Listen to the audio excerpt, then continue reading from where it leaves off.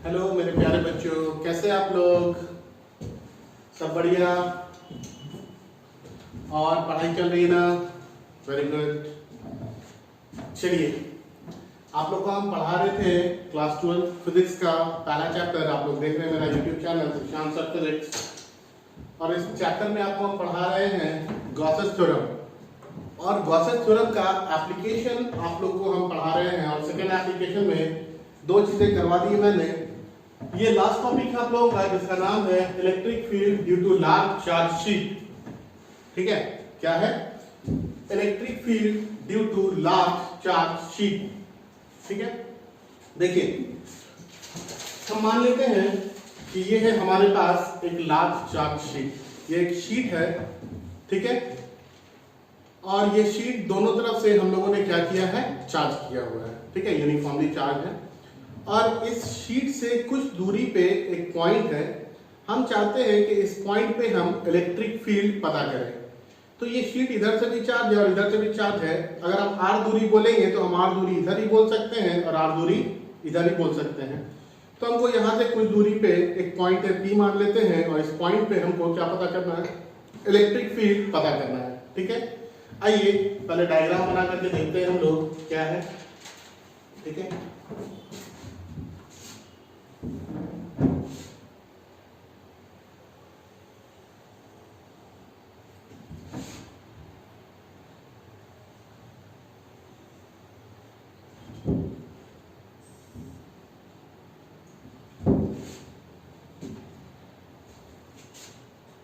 ये मानते हैं हम कि ये हमारा एक लार्ज चार्ज शीट है, और इस चार्ज शीट पे हम लोगों ने पॉजिटिव चार्ज को क्या किया है?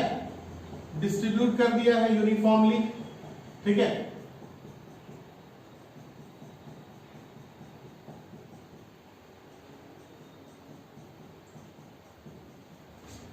इस चार्ज शीट से कुछ दूरी पे कोई एक पॉइंट है, मान लेते हैं पॉइंट पी, और इस पॉइंट पे हमको इलेक्ट्रिक फील्ड पता करना है। ठीक है ना? इलेक्ट्रिक फील्ड पता करना है मतलब यहाँ पे एक यूनिट पॉजिटिव चार्ज रखा हुआ है। इस यूनिट पॉजिटिव चार्ज पे कितना फोर्स लग रहा है, हम लोग को ये चीज पता करना है। तो अगर पॉइंट पी इधर है तो आपको पता है शीट पे दोनों तरफ चार्ज होता है, तो ये पॉइंट पी इधर भी हो सकता है। तो ये पॉइंट पी हम इधर भी ले लिए और यहाँ पे भी एक यूनिट पॉजिटिव चार्ज कर दिया। ये गॉसेस थ्योरम का एप्लीकेशन है, मतलब हमको इसको गॉस थ्योरम की हेल्प से ही बनाना है। और हमको एक बात पता है कि गॉस थ्योरम ये हमेशा किसके लिए वैलिड है? ये हमेशा क्लोज सरफेस के लिए वैलिड है। तो ये सरफेस कभी क्लोज नहीं है।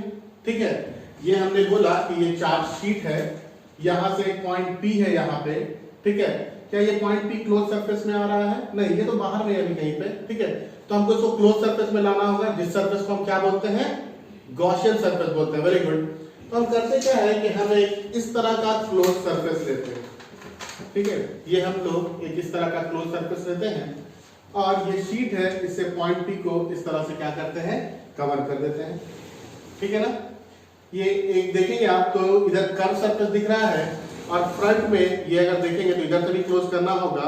ये क्या हो जाएगा? ये प्लेन सरफेस हो जाएगा। ठीक है, जस्ट इसी तरह से हमको इधर भी क्लोज करना है, तो ये कर्व सरफेस इस तरफ से हो जाएगा, और सेम इधर से प्लेन सरफेस मिलेगा हमको।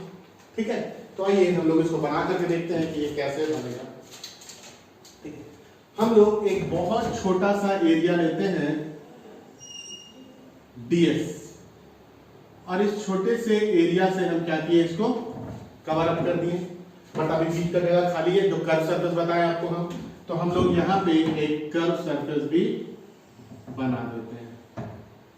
यहाँ पे हम लोग क्या कर रहे हैं? कर्व सरफेस बना रहे हैं।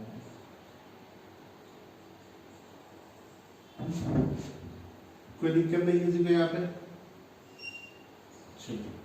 जस्ट इसी तरह से सेम ये कर्व सरफेस और वो प्लेन सरफेस इधर भी बनेगा। ये हम लोग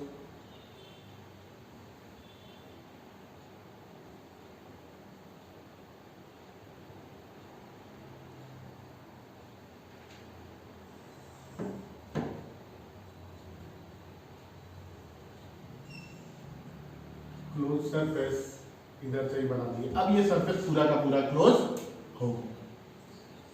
ठीक है, यहाँ पे भी एक यूनिट पॉजिटिव चार्ज रखा हुआ है।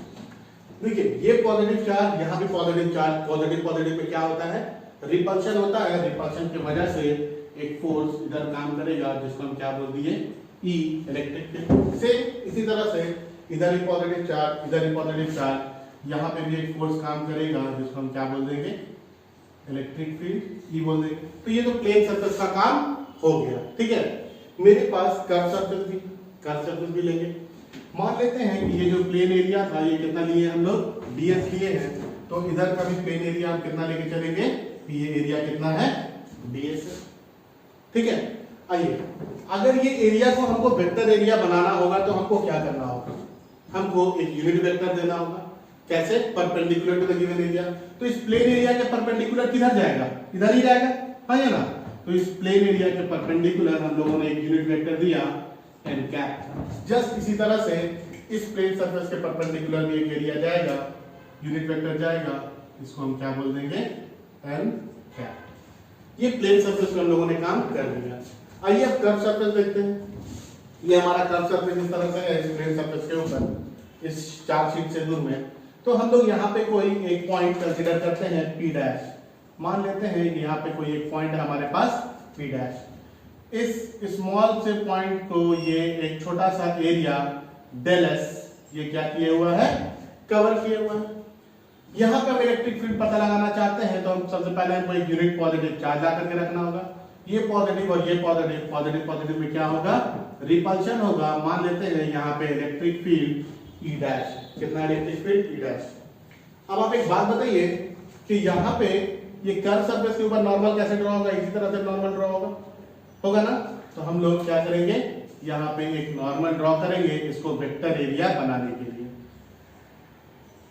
आपको पता है कि हम लोग वेक्टर एरिया क्यों ले रहे हैं, क्योंकि हम जानते हैं गॉस थ्योरम में फ्लक्स का यूज होता है और फ्लक्स क्या बोलता है, electric field into vector area. Electric field dot vector area ये हमको क्या देता है, फ्लक्स देता है।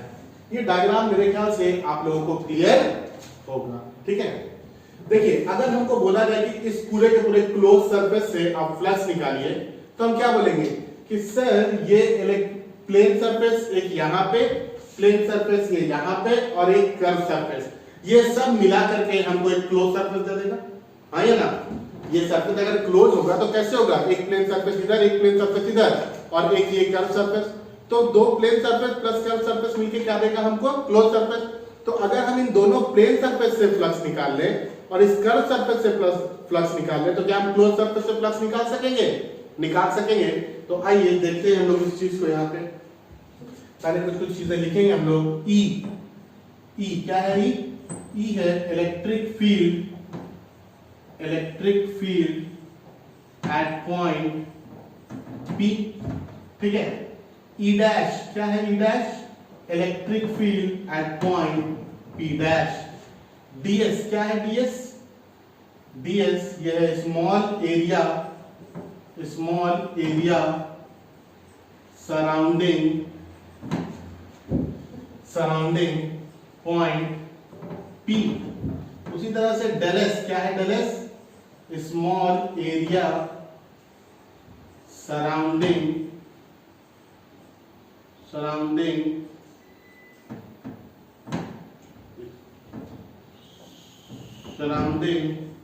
Point P dash.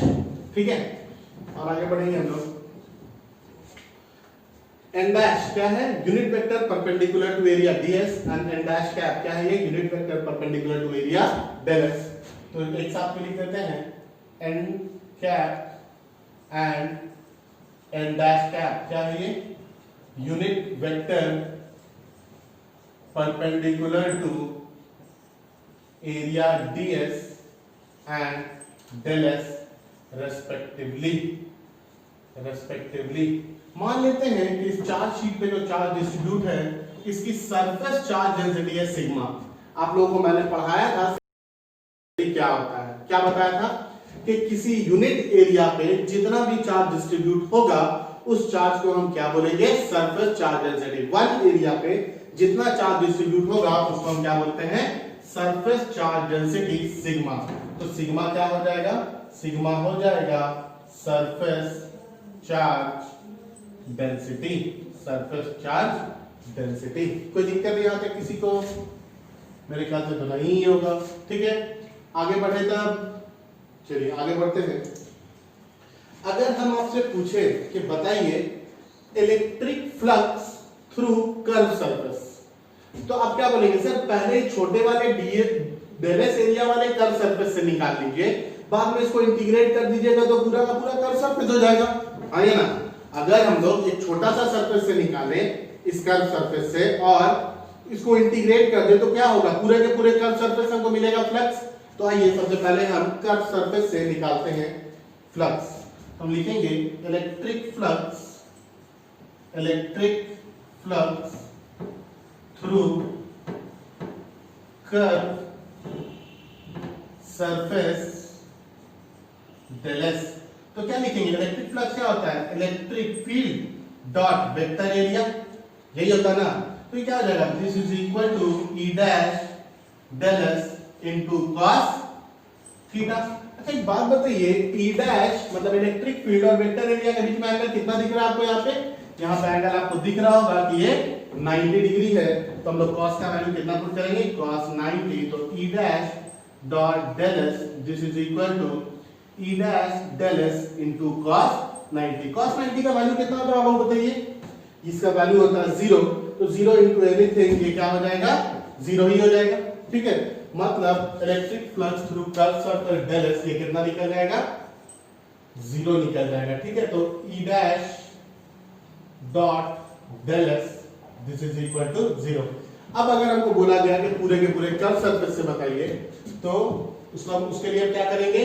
इंटीग्रेट करेंगे। तो हम लिखेंगे total electric flux through curve surface. Total electric flux through curve surface. तो क्या करेंगे? इसको इंटीग्रेट करना होगा। Integration E dash dot del S this is equal to integration of 0 this is through curve surface. तो इसको क्या लिखेंगे हम लोग? Total electric flux through curve surface ये कितना आ गया? ये 0 आ गया। अब हमको कहां से निकालना है फ्लक्स? अब हमको प्लेन सरफेस से निकालना है। एक प्लेन सरफेस से निकालेंगे और क्या करेंगे? 2 से मल्टीप्लाई कर देंगे तो दोनों से हो जाएगा।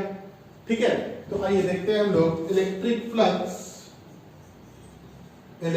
Flux through plane surface ds।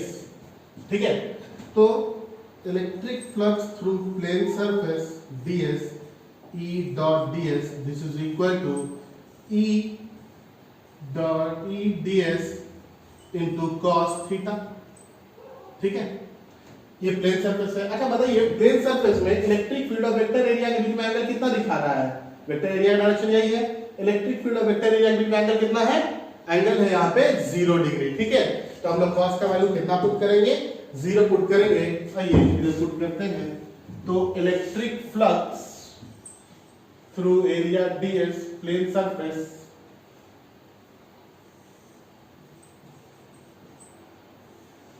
कितना हो जाएगा? ये हो जाएगा E plane surface E ds into cos 0 और cos 0 का वैल्यू कितना होता है? 1। तो electric flux through plane surface this is equal to integral plane E into ds। E को हम क्या करेंगे? बाहर निकाल लेंगे। तो integral E dot ds plane surface मतलब flux through plane surface, E को बाहर निकालिए इंटीग्रल ds प्लेन। मैंने क्या बोला? ये एरिया कितना है? ds है। ds को इंटीग्रेट भी करेंगे तो क्या मिलेगा? ds ही मिलेगा। जितना एरिया है उतना ही मिलेगा ना। ठीक है, ये एरिया ही ds है, तो इसको हम क्या बोलेंगे? Area ds। तो electric flux through plane surface ये क्या हो जाएगा? E into ds। ठीक है, अगर अब हम आपको बोले कि बताइए बाबू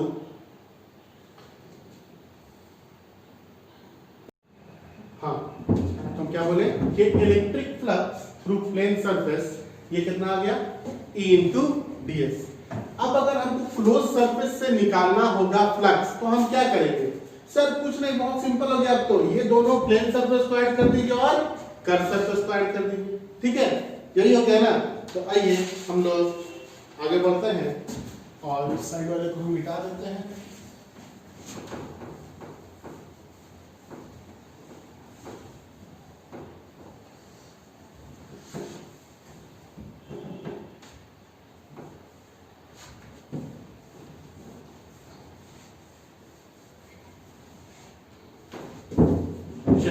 देखिए हम लोग क्या लिखेंगे, electric flux through close surface, ठीक है, electric flux through close surface. तो हमको पता है electric flux through close surface E dot ds से दिखाता है इसका साइक्लिक इंटीग्रल, है ना।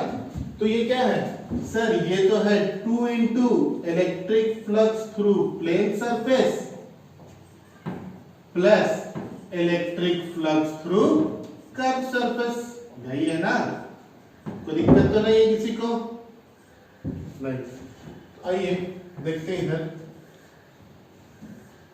Electric flux through close surface this is equal to 2 into electric flux through plane surface कितना निकाले हैं, E इंटू ds, ये कितना हो जाएगा E into ds plus electric flux through curve surface कितना निकाले, 0 निकाले। तो total electric flux through close surface ये कितना आ गया 2E इंटू ds, ठीक है।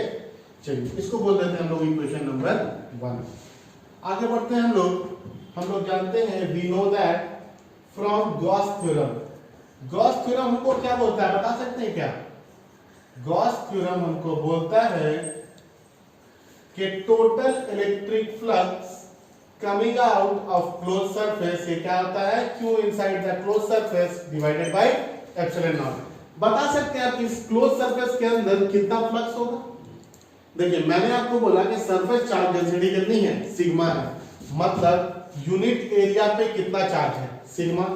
मेरे पास एरिया कितना है यहाँ पे, यही ds एरिया है ना, ये जो गोल सा एरिया आपको हम दिखाए थे यही ds एरिया के अंदर ना चार्ज चला गया है।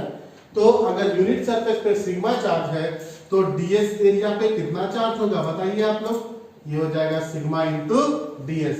तो Q इनसाइड कितना मिल गया हम लोगों को, Q इनसाइड मिल गया सिग्मा इंटू ds। कोई दिक्कत है किसी को यहाँ पे? नहीं। आइए अब हम देखेंगे कि electric flux through close surface is equal to Q inside बोले तो कितना, sigma into ds divided by epsilon naught. इसको बोल देते हैं इक्वेशन नंबर 2। ये हम लोगों ने गॉस थ्योरम से फ्लक्स निकाला है और ये हम लोगों ने कैलकुलेट करके निकाला है, और दोनों फ्लक्स क्या हो जाएगा, बराबर हो जाएगा, ठीक है। तो हम लोग 1 और 2 को इक्वेट कर देंगे। क्या करेंगे हम लोग, 1 एंड 2 को हम लोग इक्वेट करेंगे। तो हम लिखेंगे इक्वेटिंग 1 एंड 2। 1 और 2 को इक्वेट कीजिए, क्या मिल रहा है, 2 into E into ds this is equal to sigma ds by epsilon naught. ds और ds कैंसिल हो गया, E is equal to sigma by 2 epsilon naught मिल गया। कोई डाउट यहाँ पे? मेरे ख्याल से यहाँ तक कोई भी डाउट नहीं होगा, ठीक है। आइए आगे बढ़ते हैं। देखिए अगर हम आपसे पूछे कि लार्ज चार्ज शीट की वजह से इलेक्ट्रिक फील्ड किस किस चीज पे डिपेंड कर रहा है, तो आप क्या बोलेंगे, सर सरफेस चार्ज डेंसिटी पे डिपेंड कर रहा, दूसरा किस पे डिपेंड कर रहा, सर परमिटिविटी ऑफ मीडियम पे डिपेंड कर रहा। हाँ ठीक है, दो चीज पे डिपेंड कर रहा है। क्या ये डिस्टेंस पे डिपेंड कर रहा है क्या? नहीं, कहीं पे डिस्टेंस का तो नाम भी नहीं है। तो याद रखना है कि लार्ज चार्ज शीट के वजह से इलेक्ट्रिक फील्ड जो है ये डिस्टेंस पे डिपेंड नहीं करता है, मतलब जितना इलेक्ट्रिक फील्ड यहां होगा उतना ही यहां होगा और उतना ही यहां भी होगा, ठीक है, कोई दिक्कत नहीं ना है। तो हम लोग फाइनली नोट में लिखेंगे, क्या लिखेंगे नोट में कि electric field due to large charge sheet depends on, number 1 में क्या है, सरफेस चार्ज डेंसिटी, और नंबर 2 में क्या है, परमिटिविटी। क्या है, permittivity of medium, permittivity of medium. और लास्ट में and it is independent of, and it is independent of, किस चीज से इंडिपेंडेंट है ये, distance of the point from large charge sheet. ठीक है, तो आप लोग इतने को कॉपी कर लेंगे। ठीक है, कोई दिक्कत नहीं है। देखिए आइए आगे बढ़ते हैं हम लोग, कुछ और बताते हैं आप लोगों को। ये यहाँ पे आप लोगों का, यहाँ तक आप लोगों से स्टेट बोर्ड में क्वेश्चंस पूछे जाते हैं। ठीक है, इसके बाद जो टॉपिक है, जो हम नया चैप्टर आपके लिए स्टार्ट करेंगे स्टेट बोर्ड के लिए और सीबीएसई वालों के लिए भी, रे ऑप्टिक्स। बट जिनका जो जेई मेंस देना चाहते हैं, जो मेडिकल देना चाहते हैं, ठीक है, या जो सीबीएसई बोर्ड वाले हैं, ठीक है, आप लोग के लिए हम 2 लेक्चर और लेंगे इसी चैप्टर का। ठीक है, तो जितने लोग जो कि स्टेट बोर्ड वाले हैं, आप में से जितने को इंटरेस्ट है कि हमको इंजीनियरिंग का एंट्रेंस देना है, हमको मेडिकल का एंट्रेंस देना है, ठीक है, तो आप लोग मेरे अगले 2 लेक्चर को भी देख सकते हैं, कोई दिक्कत नहीं है। और जो सीबीएसई बोर्ड वाले हैं वो तो जरूर से देखेंगे, क्योंकि वो टॉपिक इंपॉर्टेंट है, सीबीएसई बोर्ड में पूछा भी जाता है। आगे आप लोगों को जो हम पढ़ाएंगे वो वेरिएबल इलेक्ट्रिक फील्ड पढ़ाएंगे एंड वेरिएबल चार्ज डेंसिटी पढ़ाएंगे। ठीक है, और स्टेट बोर्ड वालों के लिए हम लोग नया चैप्टर स्टार्ट करेंगे अपने अगले क्लास से, जिसका नाम होगा रे ऑप्टिक्स। तो हम लोग क्या नेक्स्ट क्लास से रे ऑप्टिक्स स्टार्ट करेंगे। तो आप लोग प्लीज क्लास में रेगुलर रहें, जो भी चीजें पढ़ाए हैं इसको पढ़ें, जो भी चीजें हैं उसका नोट्स लिखें, और जो भी डाउट्स है वो आप प्लीज डाउट्स हमसे पूछें, मैसेज करें, व्हाट्सएप करें, कॉल करें, जो भी करना है आप लोग करें, बट मेरे तक रीच करें ताकि मुझे पता चले कि आप लोग पढ़ाई कर रहे हैं। ठीक है, okay then, thank you, that's all for today.